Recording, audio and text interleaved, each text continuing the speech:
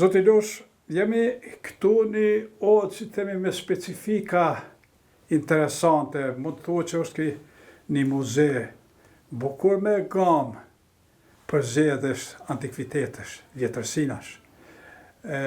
Muze familjare, po? Po. Çka përfshin?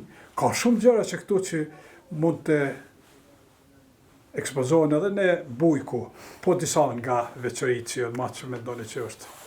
Spaj do t'ju tregoj se ku gjendemi, pra ky objekt se ky muze gjendet në fshatin Ramac, lagja Kodra Hutit, 11 kilometra në jug perëndim të komunës së Gjakovës.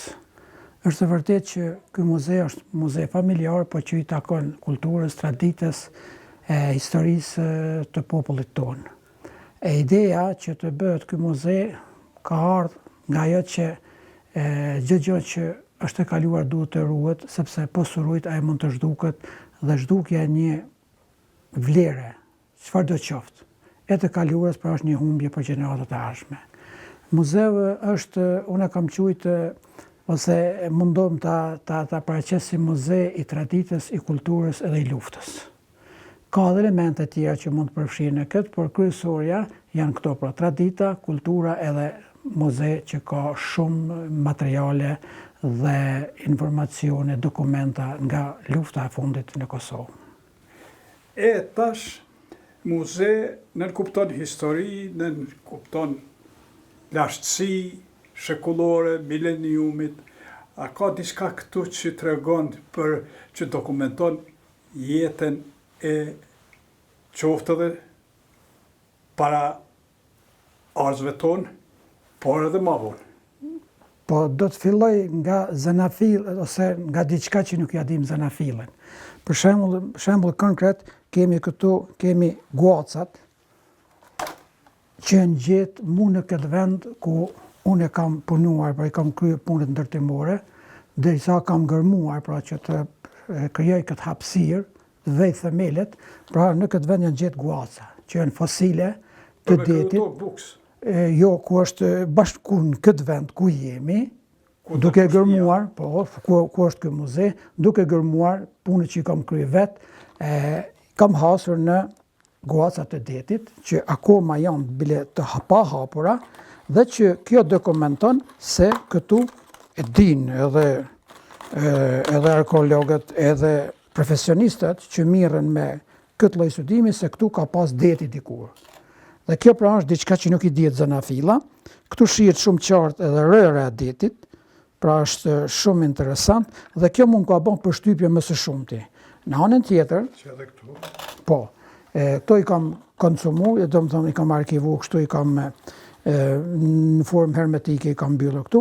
Pastaj kemi edhe diçka që ka të bëjë me fosilet, që kjo nuk është gjetë këtu, kjo është në rajonin e Glareves, ndaj ka Vuljaka, që dokumenton për mija vjeqar, qindra mija vjeq, që janë fosilet të cilat gjatë erupsione vulkanike kanë mbetur pra të konservuara, të ruajtura në shtresat mes gurve. Në anën tjetër, unë si familje, fatkeqësisht edhe me shumë familje në Kosovë, kam mësuar shumë nga lufta, për shkak se kam pas të vrarë, të zhdukur, dhe kam zhvilluar aktivitet dhe vazhdoj të zhvilloj aktivitet tash 26 vite në të mirë të zbardhjes së fatit të zhdukurve dhe mbrojtjen e familjes me të zhdukur, dhe vllai im që më është zhdukur në luftë, pra dhe eshtat e tyre me shumë të tjerë janë gjetur në batanisë të Serbisë, ka qenë rapsat.